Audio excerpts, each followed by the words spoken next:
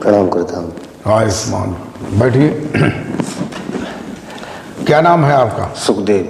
सुखदेव। कहाँ से आए हो? खैरपुरा। अच्छा, खैरपुरा। ये अलीगंज के पास है? हाँ यस, अलीगंज के पास है। अच्छा, एटा जिला में? एटा जिला में। अच्छा, ठीक ठीक। बताइए कैसे आगमन हुआ आपका? गुरुदेव भगवान, कुछ मेरे मन में शंकाएं हैं, हम बहुत जगह भटके लेकिन शंका का समाधान नहीं हुआ है। अच्छा अच्छा, तो बताइए क्या शंका है? हे दिनों पर दया करने वाले श्री सुखदेव भगवान, हमें आप ये बता में हवाई जहाज तथा रॉकेट में इन्हें लगता है और ऊपर के लोक में जाने के लिए क्या व्यवस्था है?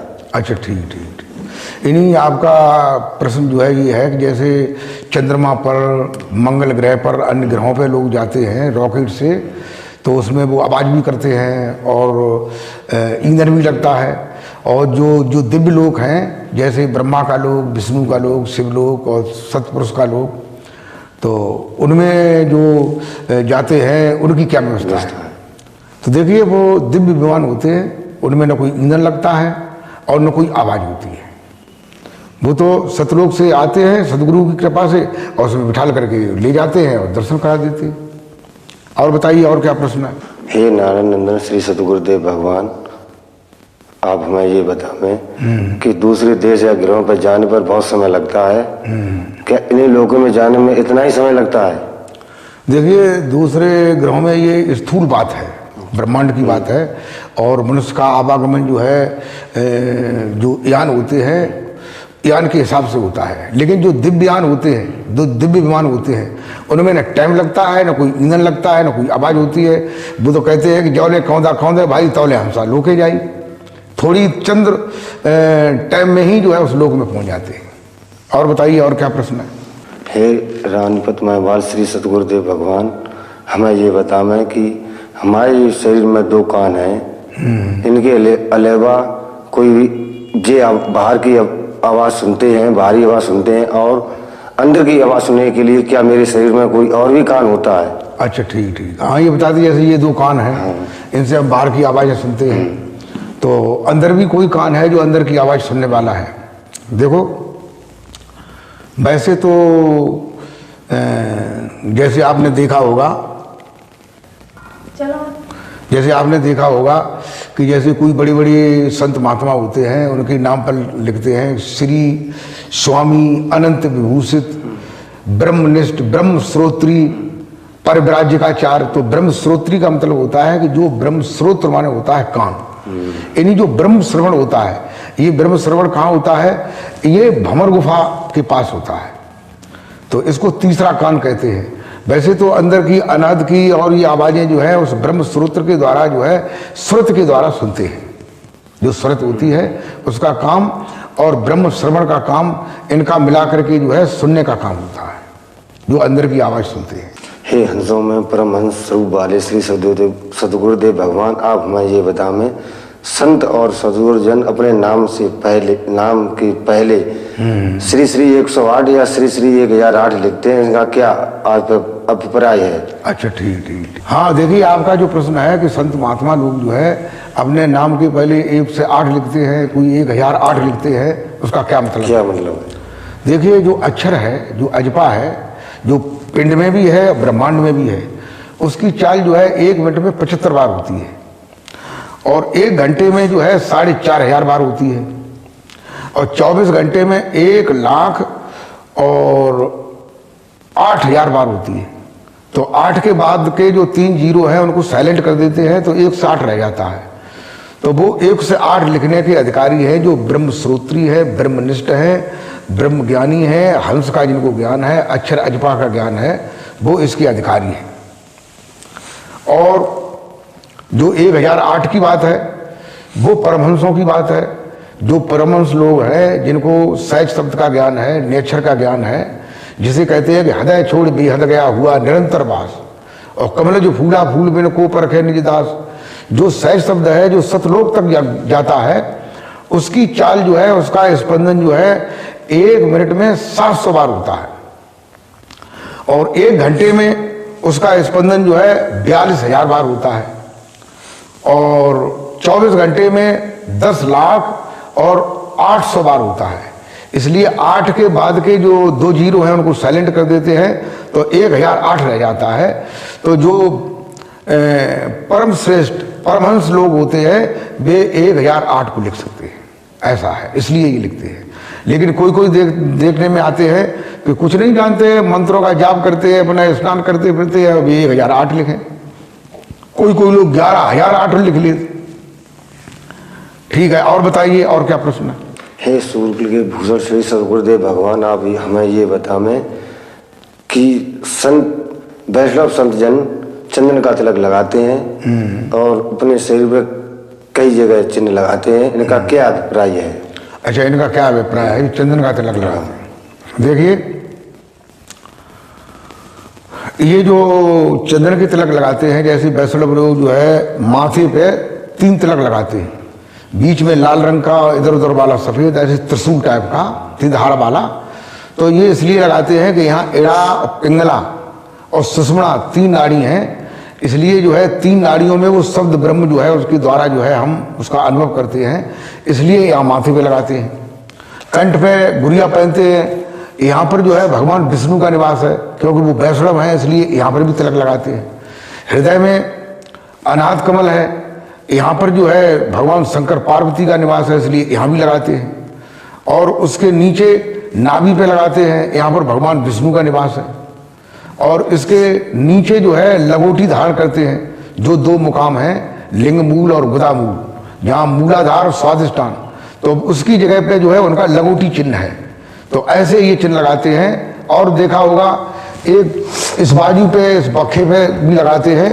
तो यहाँ चित्रगुप्त नाम के यमराज के जो 2 दूत हैं, जो हमेशा साथ रहते हैं, जो लेखा जोखा देखते हैं, तो वो यहाँ निवास करते हैं, इसलिए एक चिन्ह जो है यहाँ भी लगाते हैं।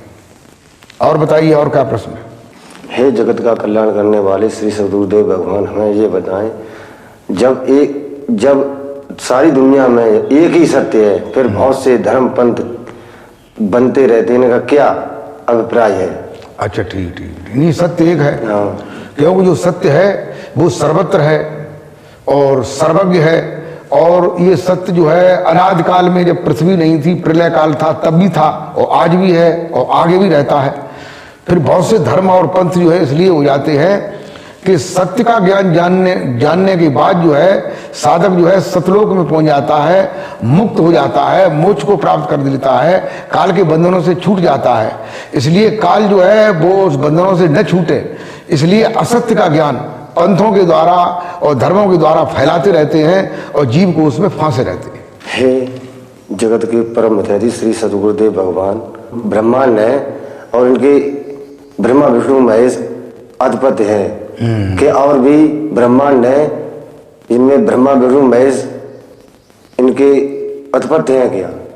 अच्छा, ठीक ठीक, आपका प्रश्न ये है, हम समझ गए कि ये जो ब्रह्मांड है इसके अधिपति ब्रह्मा विष्णु महेश हैं। क्या ऐसे और भी ब्रह्मांड है और उन ब्रह्मांडों में भी ब्रह्मा विष्णु महेश है? तो देखिए कि ये तो एक ब्रह्मांड है, ऐसे अनगिन ब्रह्मांड हैं। देखिए एक प्रसंग जो है रामचरितमानस में आया है, काकभूषुंड का और गरुड़ जी का। जब उनको मोह हो गया था तो उन्होंने उनको बताया कि काकभूषुंड जी थे, वो कौए के रूप में रहते थे नीलांबर पर्वत पर, कैलाश की चोटी पर, एक वट वृक्ष की डाली पर, और वो डाली थी दक्षिण वाली डाली, उसमें रहते थे। तो उनको उनके गुरु लोमस ऋषि थे, तो उन्होंने उनको श्राप दे दिया था। अच्छा, क्यों श्राप दे दिया था? कि उनके ये बात समझ में नहीं आती थी कि निर्गुण है, जब निराकार है, फिर सगुण कहाँ से आया और सगुण किसे कहते हैं। तो वो अपने गुरुजी से पूछने गए लोमस ऋषि से, तो उन्होंने बताया कि कहते हैं पानी ही से हिम भया, सो हिम गया बिलाए, और जैसा था सो हो गया, अब कभी कहा न जाए। तो जैसे पानी से बर्फ बन जाती है तो वो बर्फ पकड़ने में आती है, और वही बर्फ जो है फिर पिघल करके तापक्रम पा करके फिर पानी हो जाती है। ऐसे ही सगुण जो है निर्गुण के रूप में जो है आकार रूपरेख में आ जाता है। तो उन्होंने कहा क्या बताया? तो उन्होंने फिर बताया उस बात को कि निराकार से साकार में आ जाता है। तो उन्होंने क्या बताया, क्या कहते हो?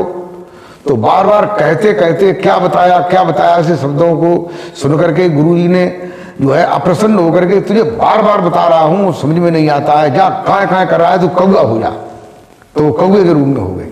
फिर जो है एक बार जो है त्रेता में राम का अवतार हुआ, तो उन्हें पता चला, गुरुजी ने बताया कि राम का अवतार होगा, तो उन्हें जो है विश्वास नहीं हुआ। फिर वो उनकी परीक्षा लेने के लिए वहां गए। तो वहां जाते हैं तो देखते हैं कि भगवान राम जो है वो माखन रोटी खा रहे हैं। तो वो उनकी गिरी हुई रोटी को उठाने लगते हैं। तो राम जो है बालक के रूप में है, रोने लगते हैं कभी कभी। तो काकभूषुंड को ये शंका होती है कि जब ये भगवान है भाई, ये रोए क्यों रहे हमको देख करके। और वो ऐसा नाटक कर रहे थे। तो कभी कभी हाथ में से रोटी छिड़ा लेते हैं, तो तब भी वो रोने लगते हैं। तो एक बार जो है फिर उन्होंने सोचा कि इसको भ्रम हो गया। तो राम ने जो है अपना एक हाथ जो है उसको पकड़ने के लिए, काकभूषुंड को पकड़ने के लिए निकाला। तो निकाला तो काकभूषुंड जी उड़े। तो ये देखा उन्होंने कि राम तो वहीं खड़े हुए हैं और हाथ पीछे आ रहा है। तो वो भाग दिए। तो भागते भागते जो है चारों तरफ जो है भाग करके गए, ब्रह्मा जी के पास गए और विष्णु के पास गए, शंकर जी के पास गए, इंद्रलोक में गए, चारों तरफ गए। उन्होंने कहा भैया हम इसका कोई समाधान नहीं कर सकते। जब वे थक गए, बिल्कुल विसित हो गए, तो काकभूषुंड जी के प्रसंग में ये कहते हैं रामचरितमानस में कि मुंह देऊ नयन त्रसित जब भयऊ और पुण्य चितवत कौशलपुर गए, कि उनकी आंखें जो हैं वे थकान की वजह से मुद गईं और वो एकदम गिर गए जमीन पे। और फिर जब उन्होंने अपनी आंखें खोल करके फिर देखा, जब होश में आए, तो उन्हें ये मालूम पड़ा कि मैं अयोध्या में फिर आ गया हूं और हमारा राम हमारे सामने खड़े हैं। तो कहते हैं कि मोय बिलो की राम मुस्क्याही, मोय बिलो की राम मुस्क्याही और बेहंग तुरंत गयु मुख माई। तो काकभूषुंड जी कहते हैं कि मुझे देख करके राम हंसने लगे। जो ही उन्होंने मुंह फाड़ा तो उन्होंने जब सांस ली तो हम उनके पेट में चले गए। तो पेट में चले गए तो कहते हैं कि उधर माज सुन अंडज राया, देखे भव ब्रह्मांड निकाया। तो मैं पेट में वहां पहुंच गया। फिर मैंने बहुत से ब्रह्मांड देखे, बहुत से ब्रह्मांड, और हर ब्रह्मांड में एक ब्रह्मा विष्णु महेश दिग्पाल कुबेर चित्ररथ ये सब देखा। और जैसे और ब्रह्मांड होते हैं, जैसे पर्वत वृक्ष नदियां, मनुष्य नर नाग पशु पक्षी गंधर्व पितर अर्यमा देव धनुज पर्वत नदियां, और भूमि के बड़े बड़े चरागाह, बड़े बड़े स्थल और बड़े बड़े शहर, बड़े बड़े नगर, ये सब देखे। ऐसे ही उसमें देखे और सब में ब्रह्मा विष्णु महेश को देखा। और राम जो रमण करने वाला राम है, जो सर्वज्ञ राम है, जो सब जगह रम रहा है। कहते हैं वैसे तो राम 4 प्रकार की बताई जाती है। एक राम दशरथ का बेटा, एक राम जा घट में लेटा, और एक राम का सकल पसारा, और एक राम सब जग से न्यारा। तो जो एक राम जो है सारी सृष्टि में पसार के रूप में सब जगह विद्यमान है, उस राम को रमा हुआ हर ब्रह्मांड में देखा, और हर ब्रह्मांड में वो एक ही देखा, रमा हुआ राम। और ब्रह्मा विष्णु महेश दिग्पाल कुबेर चित्ररथ ये सब में अलग अलग देखे। तो ऐसे बहुत से ब्रह्मांड हैं और बहुत से लोग हैं, और हर ब्रह्मांड में अलग अलग ब्रह्मा विष्णु महेश हैं। हे ब्रह्मनिष्ठ श्री सर्वगुरुदेव भगवान, हमें ये बताएं माया किसे कहते हैं? अच्छा, माया किसे कहते हैं? देखिए, माया शब्द जो है 2 शब्दों से मिलकर के बना है। माया को प्रकृति भी कहते हैं, और माया शब्द जो है 2 शब्दों से मिलकर के बना है। एक शब्द है माँ और दूसरा शब्द है या। माँ माने जो, या माने नहीं। यानी जो दिखाई दे रहा है ये है नहीं, केवल भास रहा है, इसी को माया कहते हैं। हे ब्रह्मसूत्री श्री सद्गुरुदेव भगवान, हमें ये बताएं माया कितने प्रकार की होती है? माया कितने प्रकार की होती है?